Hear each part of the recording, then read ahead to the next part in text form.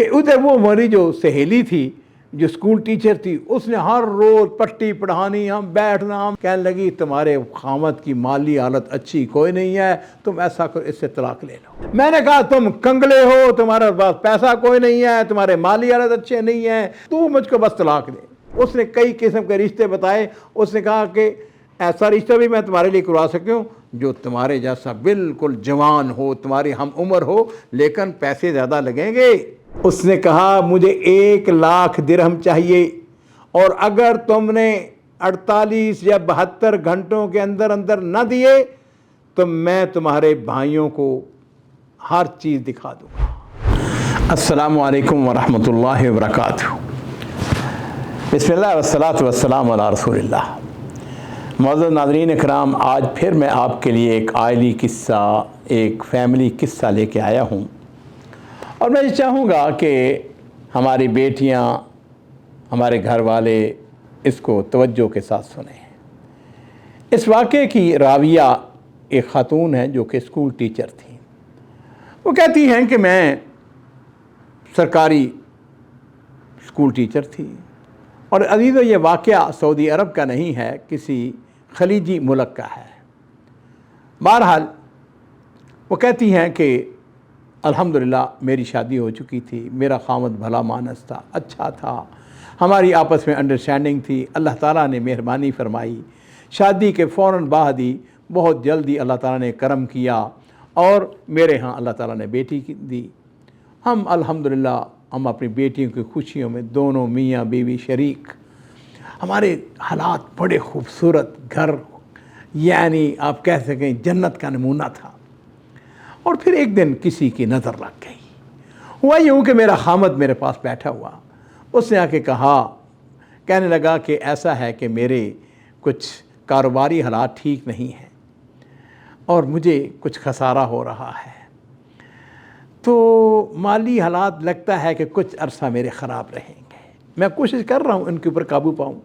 پھر اس نے میری طرف توجہ میری دلاتے ہوئے کہنے لگا کہ کیا ایسا ہو سکتا ہے کہ جب تک میرے مالی حالات خراب ہیں، کہ تم سرکاری اسکول ٹیچر ہو، تمہاری معقول تنخواہ ہے، تم گھر کے اخراجات جو ہیں وہ تم کرتی چلی جاؤ، اور پھر جب میرے حالات ٹھیک ہو جائیں گے وہ پیسے میں تم کو واپس کر دوں گا۔ کہتی کہ ہونا تو یہ چاہیے تھا کہ میں اس کو کہتی کہ کوئی بات نہیں ہے، میرا پیسہ تمہارا پیسہ ہے، تمہارا پیسہ میرا ہے، لیکن میں نے اسے کہا کہ اچھا مجھے کو تھوڑا سا سوچنے دو۔ اس نے کہا کوئی بات نہیں۔ کہتی ہے کہ میری جو زندگی کے اندر میں نے 2 غلطیاں کی۔ پہلی غلطی یہ تھی کہ میں اپنے سٹاف روم میں بیٹھی ہوئی تھی، میری ایک دوست تھی، وہ بھی ٹیچر تھی، ہم دونوں اتفاق سے اکیلی تھیں۔ میں نے اس کو اپنے اس مشورے میں شریک کر لیا۔ میں نے کہا ایسا ایسا میرا خامد کہتا ہے، کیا رائے ہے، کیا مشورہ دیتی ہو؟ اس نے کہا نہ نہ نہ نہ نہ، بالکل اس کے اوپر خرچ نہ کرنا، یہ مرد ایسے ہی ہوتے ہیں، عورتوں کو جناب اپنے کچھ مسئلے مسائل بنا کے ان سے پیسہ کھینچتے ہیں۔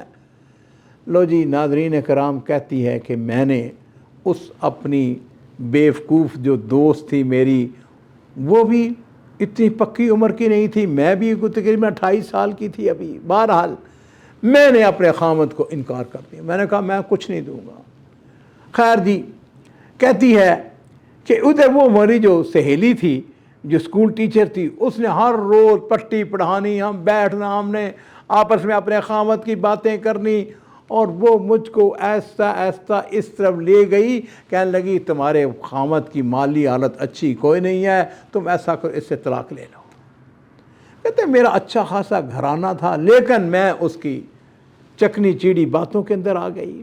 ایک دن میں اپنے خامد کے ساتھ بیٹھی ہوئی، اور اچانک میں نے اسے کہا میں نے ایک دن تمہارے ساتھ بات کرنی ہے۔ اس نے کہا پوچھو کیا بات کرنی ہے؟ میں نے کہا کہ میں تمہارے ساتھ نہیں رہنا چاہتی۔ اس نے کہا کیا بات کر رہی ہوں؟ میں نے کہا مجھے تم سے طلاق چاہیے۔ اس نے کہا کیا تمہیں ہوا کیا ہے؟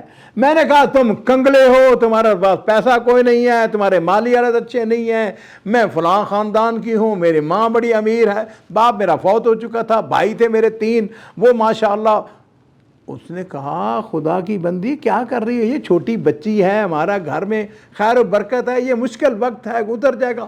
میں نے کہا نہ نہ نہ نہ، تو مجھ کو بس طلاق دے۔ خیر اس نے کہا تو پاگل ہو گئی ہے، اٹھ کے چلا گیا۔ 1-2 دن گزرے، پھر میں بیٹھی، پھر میں نے مطالبہ شروع کر دیا، اور ناظرین اکرام کہتی ہے کہ اب تو حالت میری یہ تھی کہ میں جب بھی اس کے ساتھ ملاقات ہوتی بیٹھتی اور میں اس سے طلاق کا مطالبہ کرتی۔ ایک دن میرا خامد زچ ہو گیا، اس نے مجھے کہا کہ واقعی تم سیریس ہو؟ میں نے کہا بالکل سیریس ہوں۔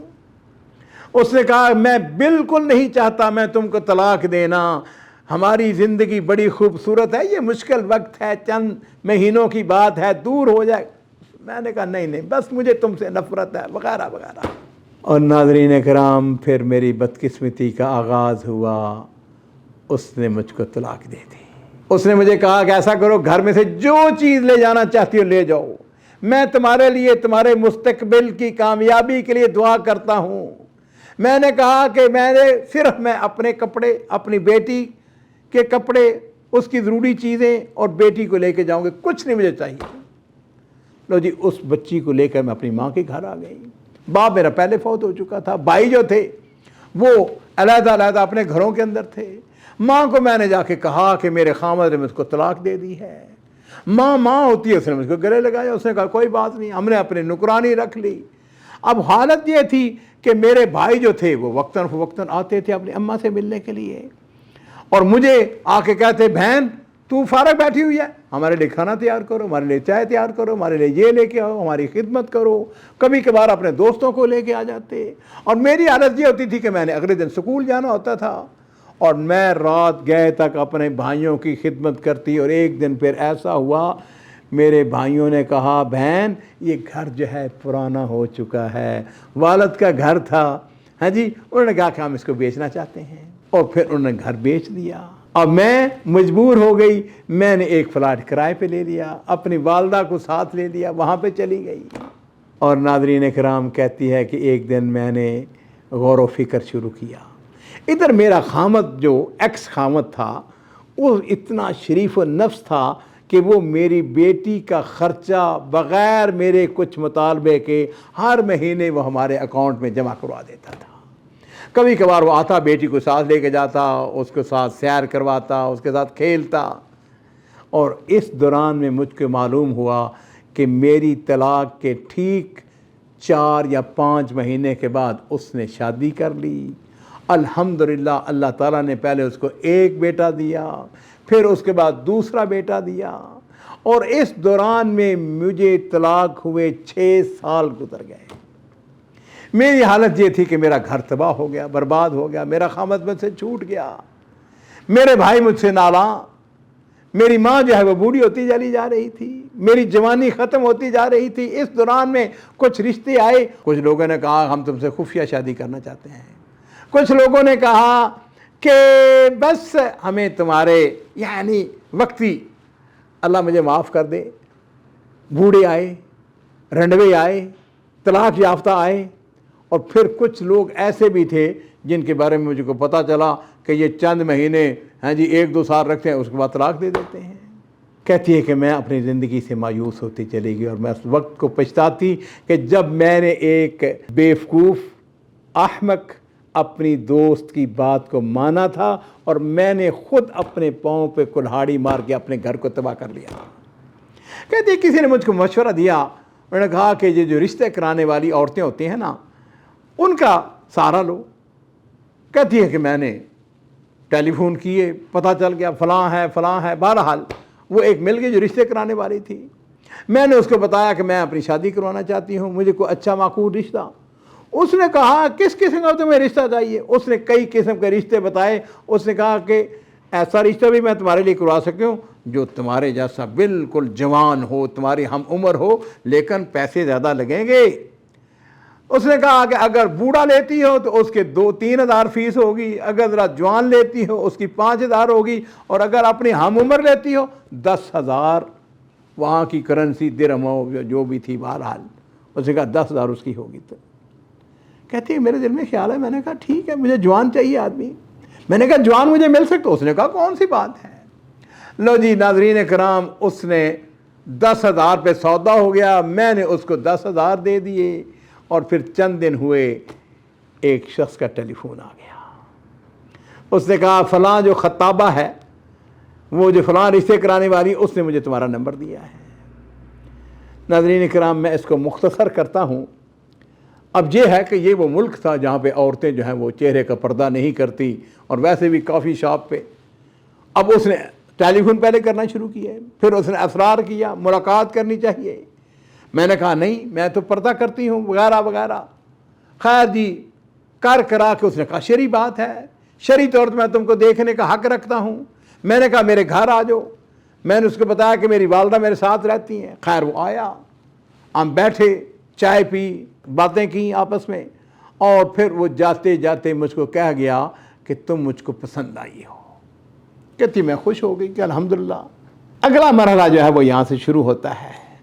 اب اس کا ٹیلی فون آنے شروع ہو گئے کہ مجھ کو کافی شاپ میں ملو۔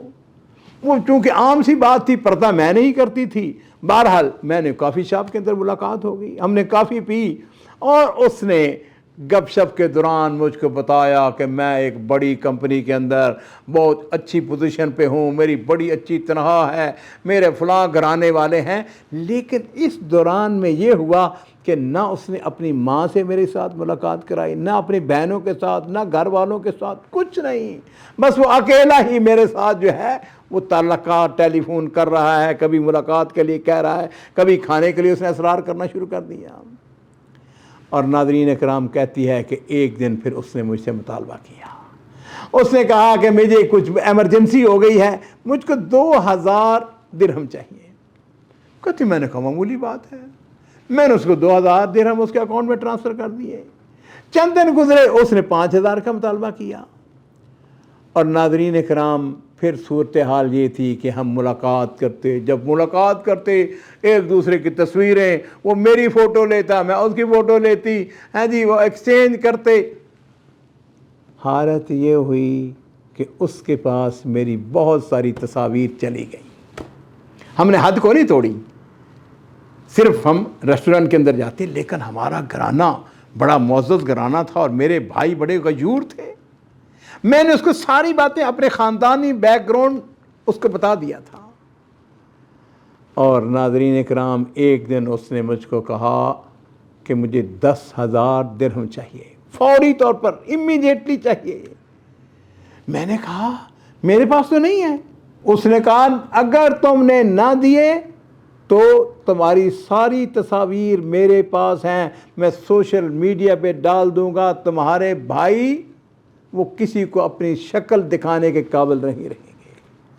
کہتی میں نے کرا کے 10,000 اس کو بھجوا دیے۔ اور پھر کچھ دن گزرے، اس کا ٹیلی فون آ گیا۔ اس نے کہا مجھے 50,000 درہم چاہیے۔ کہتے میں نے چیخنا شروع کر دیا۔ میں نے کہا میں کہاں سے لے کے آؤں، میرے پاس جتنے پیسے تھے سارے میرے۔ اس نے کہا یہ کون سی بات ہے، تم سکول ٹیچر ہو، تم بینک سے تم قرضہ لے لو، قرضہ لے کے مجھ کو دے دو۔ لو جی، کہتی ہے کہ میں بلیک میل ہوتی چلی گئی، حتیٰ کہ میں نے وہ 50,000 درہم کا کسی طریقے سے بندوبست کر کے اس کو بھجوا دیے۔ اور ناظرین کرام اس کا انجام یہ ہوا کہ ایک دن پھر اس کا فون آیا۔ اس نے کہا مجھے 1,00,000 درہم چاہیے، اور اگر تم نے 48 یا 72 گھنٹوں کے اندر اندر نہ دیے تو میں تمہارے بھائیوں کو ہر چیز دکھا دوں گا۔ کہتے میں اپنے بھائیوں سے بڑا سخت ڈرتی تھی، اب میرے پاس کوئی چارہ نہیں تھا، میں نفسیاتی مریضہ بن گئی۔ اور پھر میں نے یہ کیا کہ میری بڑی بہن تھی، شادی شدہ تھی، سمجھدار تھی، میں نے اس کو ٹیلی فون کیا۔ میں نے کہا بہن میرے ساتھ ایک ایمرجنسی ہو گئی ہے، مجھ کو 1,00,000 درہم چاہیے۔ اب بہن جو ہے وہ مجھ کو دیکھ چکی تھی کہ پریشان رہتی ہے، اس کی وہ شکل صورت نہیں رہی، وہ میرے پاس آ گئی یا میں اس کے پاس چلی گئی۔ بہرحال ملاقات ہوئی تو بہن نے مجھ کو دیکھتے، اس نے کہا بہن نے مجھ سے پوچھا کتنے پیسے چاہیے۔ میں نے کہا 1,00,000 درہم چاہیے۔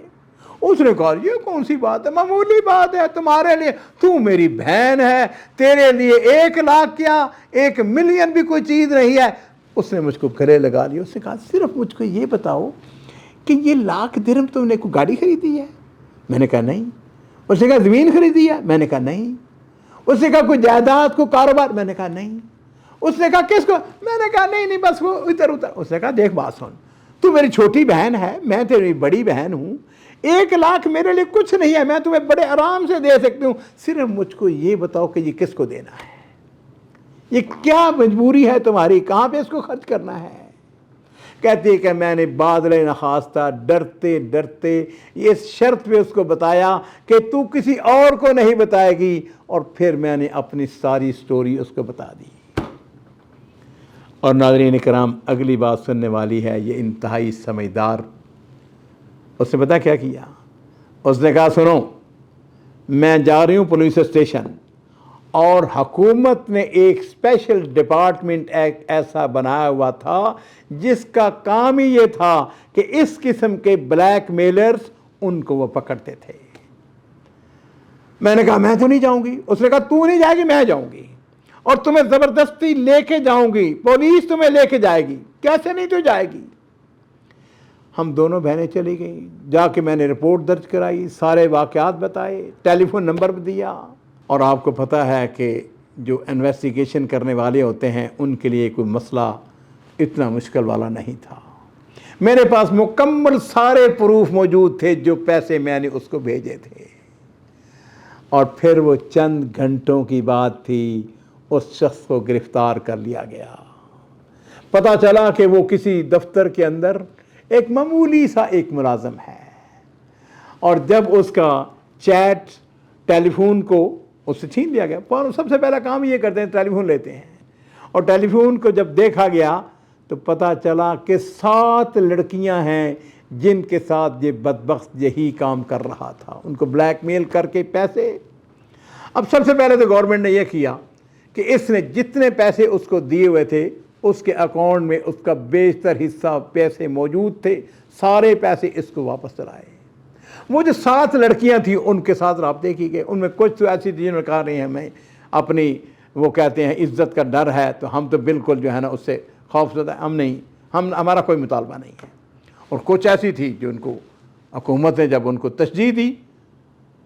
और नाज़रीन इकराम, इस कहानी का इख्तिताम जो है वो ये हुआ कि उसके ऊपर मुकदमा चला, उसको बहुत भारी जुर्माना किया गया जो कि उसके ख़ानदान वालों ने उसका अदा कर दिया। 10 साल उसको जेल की सज़ा दी गई, 10 साल तक। और नाज़रीन इकराम, यूँ ये ख़ातून कहती है कि अल्लाह ताला ने मेरे ऊपर करम किया और मुझे वहाँ से जान छूटी। इस वाक़े के अंदर मेरे लिए, आपके लिए, हमारे माशरे के लिए, हमारी बहनों बेटियों के लिए बहुत सारे सबक, बहुत सारे दरूस हैं। मेरी बेटियों, घरों के अंदर मुश्किल वक्त आते हैं, सब्र करें।